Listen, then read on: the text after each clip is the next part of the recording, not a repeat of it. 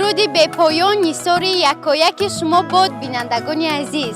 این نخست نمایش سیر دیارم است که توسط تلویزیون بهارستان پیشکش شما عزیزان می‌گردانیم. تماشابینان عزیز، برنامه ما از سه مرحله عبارت است. مرحله اول سوال و جواب، مرحله دوم باشد لحظه فراغت و مرحله سوم باشد معلومات دایر به مکان و موضع‌های تماشاباب دیارمان است. بینندگان عزیز، نخست نمایشمان را ما از پایتخت عزیزمان شهر دوشنبه آغاز میکنیم. دوشنبه پایتخت کشوری من، دلارا شهر زیبا منظری من. در آغوش تو جولان می نمایم، درخشان آفتابت بر سری من. به وصفت باغ شهر دلربایم، سرود صلح و وحدت می سرایم.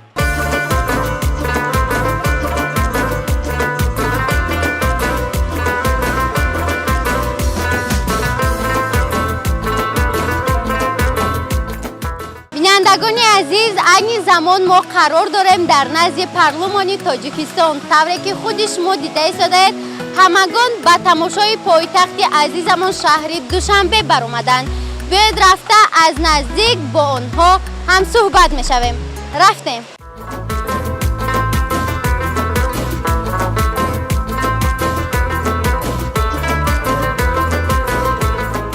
السلام علیکم و از تلویزیون بهارستان از برنامه سیر دیارم. خودتون رو معرفی می نمودید. سلام علیکم، بار دیگر شما بخیر باشد به کل بینندگان تلویزیون بهارستان. من رسول غالب جان هستم، یک جوان خوشبخت دوران صاحب استقلالی وطن عزیزم. تشکر زیاد. خوب به سیر و گشت وطن عزیزمون برآمدید. زود به سیر و گشت میبرید؟ بله، این شام نیز به مثل دیگر شام ها تصمیم گرفتیم که به سیر و گشت پایتخت عزیزمان شهر دوشنبه برایم. چون شما زود به تماشای باغ‌های کشور عزیزمان میبرید، میتوانید این لحظه 5 باغ را بهر تماشابینان توصیه کنید تا آنها هم زود به تماشا برآیند. بله، چرا نه؟ امروز در پایتخت وطن عزیزمان شهر دوشنبه با تشبث بی‌واسطه پیشوای معظم ملت محترم امام علی رحمان و همچنین با دستگیری‌های رئیس شهر دوشنبه محترم رستم امام علی، یک قطار پارک‌ها و باغ‌های برای تماشای و سیر و گشت ساکنان و مهمانان شهر دوشنبه بنیاد کرده شده است که از آنها باشد این باغ استاد رودکی، باغ استاد صدرالدین عینی، باغ استاد فردوسی، باغ کوروشی کبیر، همچنین باغ عبدالرحمن جامی و علیشیر نوایی. وقت شهر دوشنبه میگویند اولین شده، پیش نظرتان چی میآید؟ واقعا وقتی که ما نام شهر دوشنبه را به زبان میاریم، انا همین خورسندی و شادی برق آسایی سرول تفلکان و نورسان هر یک خاندان پیش نظر میاد که امروز نه تنها کلان سالان جوانان بلکه انمون نورسان و تفلکانی که امروز در انا همین کوچه های پایتخت عزیزمان سیر و گشت مینامند، انا همون خنده و شادی و نصور انمون تفلکان پیش نظر هر یک بیننده میآید. تشکر زیاد. خب یک سوال معماور دیگر دارم. می گفتید که در بین باغ استاد رودکی و کتابخانه ملی تاجیکستان چه قرار دارد؟ بسیار یک سوال با مورد است، زیرا که این باید هر یک شهروند تاجیک داند، چون که میان پارک باغ استاد رودکی و کتابخانه ملی تاجیکستان این پیکره شاه اسماعیل سامانی قامت افراخته است که اسماعیل سامانی این بنیادگذار نخستین دولت ملی تاجیکان دولت سامانیان میباشد. تشکر زیاد. به نهایت خوب، شما بیشتر به فرزندانتان چی نصیحت میکنید؟ اصلا ما با فرزندان پیش از همه خودشناسی و وطن دوستی را تربیت می‌نماییم تا اینکه در آینده خودشناس باشند و وطن دوست باشند و به قدری همین هر یک پارچگی وطن عزیز ما رسند، چون که اینقدر دستاوردها، اینقدر پیشروی‌هایی که امروز وطن عزیز ما دارد با جانبازی‌ها و زحمت‌های به مثل و مانند و شبانه روزی‌های پیشوای معظم ملت به دست آمده است که و این هر یک شهروند تاجیک و تاجیکستانی باید نادیده نگیرد. واقعا هم درست قید کردید. تشکر زیاد. ما به شما فراغت خوش را خواهانیم و در کارهایتان موفقیت و بردباری را تمنا داریم. سلامت باشید. به شما نیز همینچنین تمنا می‌نمایم. تشکر.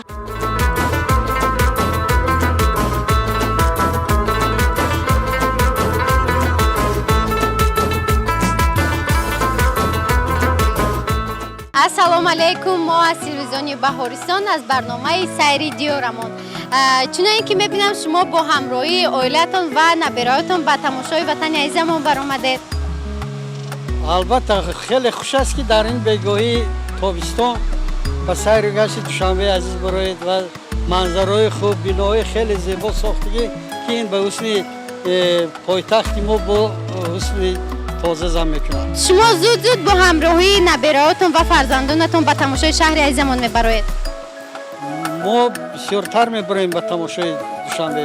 Душанбе ҳар рӯз биноҳои хуб сохта истодаанд. Душанбе тараққӣ карда истодааст.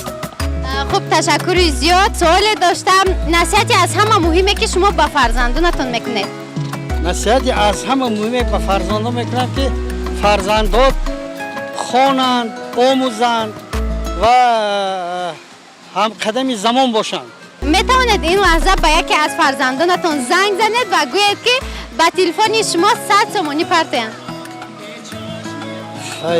занг задан мумкин, лекин хая бор месанҷем. штодам майлаш. хуб, занг занед. лекин телефони ман пул дорад. не, дар охир мегӯед ки ин барнома аст. лаҳзаи ҳассостарини барнома аст. аз инро бо диққат тамошо кунед. фарзанди эшон чӣ ҷавоб хоҳад дод? алё, ҷамшедҷон чӣ хел шумо? салом алайкум. саломатиятон хуб аст ҷонширин?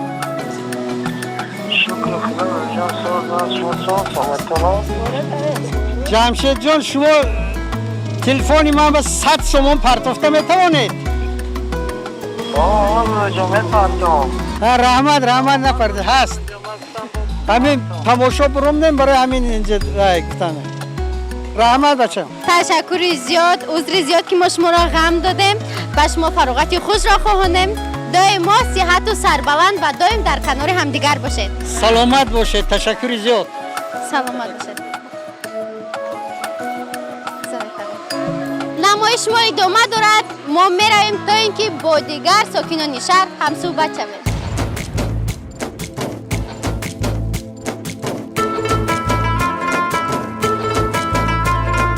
мо дар марҳилаи дуюми намоишамон қарор дорем ва дар ин ҷо мо бо Амирҷон Муродов вохӯрдем.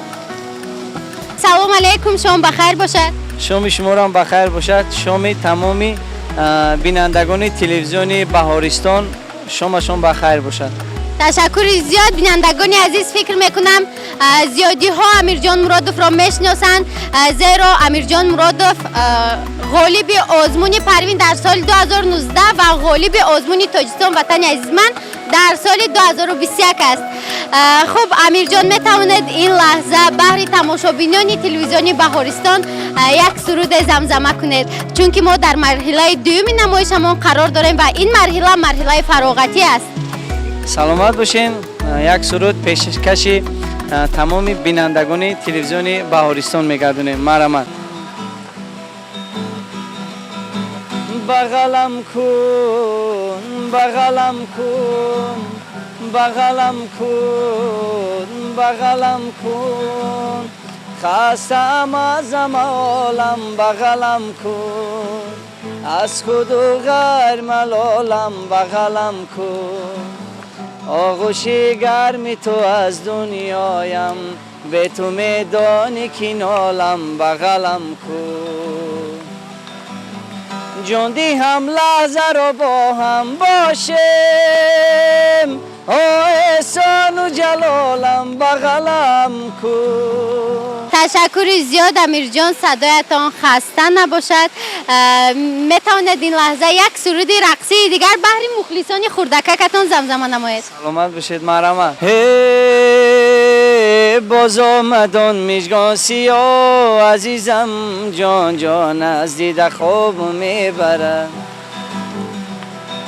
از دیده خواب از سینه تاب عزیزم جان جان از چیره آب میبرد امشب خواب ای نازنین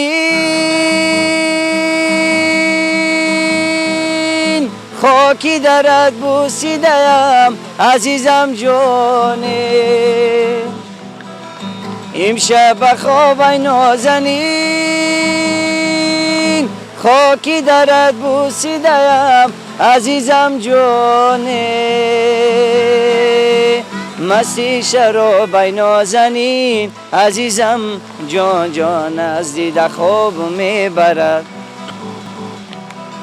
مستی شرابای نازنین عزیزم جان جان از دیده خواب میبرد از چیره آب میبرد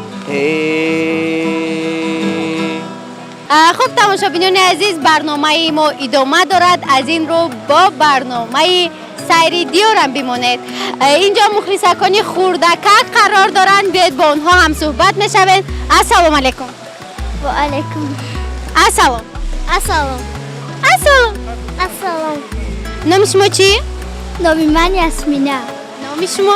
نام من سمیه من نصه خوردکک شما؟ یاسمینه اینقدر نامی زیبا دارد با مثل خودتان اگر مخفی نباشه شما چند ساله؟ من 12 ساله 12 ساله در صنف چندم تحصیل میکنید؟ ششم به نهایت خوب به تماشای شهر برآمدید؟ بله با همراهی کی؟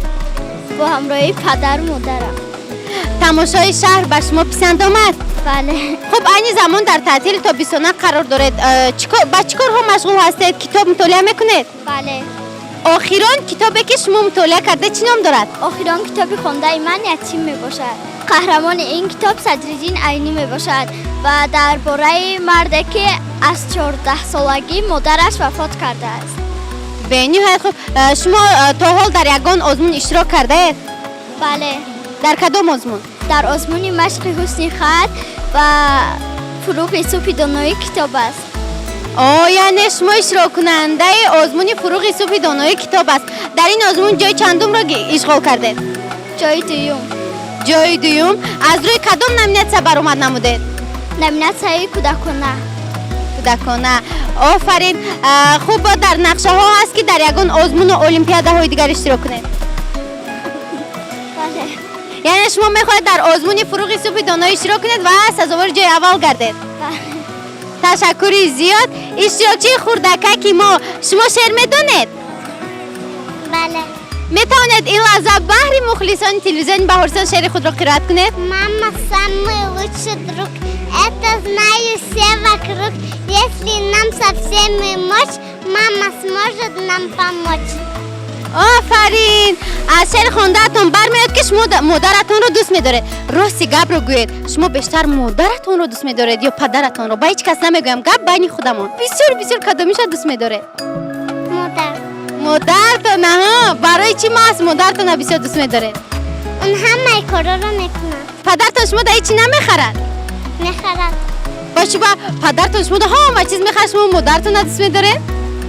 برای آن که مادرم همه چی میخرم.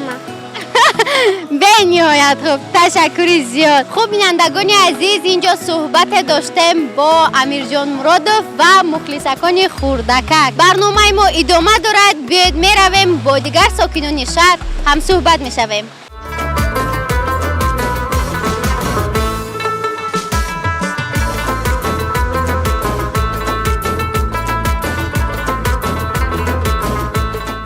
السلام علیکم. از تلویزیونی بهارستان از برنامه سیری دیارم. خودتون رو معرفی می‌نموده؟ ترشا و صفیه خواننده صنف هشتم. به نهایت خوب با تماشای شهر عزیزمون برآمده. بله. با همراهی کی؟ پدر و مادر و اهل اویده. خوب سخن از پدر و مادر آغاز شد. میگفتید که پدر و مادرتون بیشتر به شما چی نصیحت میکنن؟ آنها بیشتر نصیحت میکنند که هر قدر کتاب خواندی همون قدر دانش زیادتر میشود. تا چند میتوانید کتاب رو زیادتر بخونید تا که دانش و سلیقه شما زیادتر گردد. تشکر زیاد. ما به شما فراغت خوش را تمنا داریم. رحمت. سلامت باشید.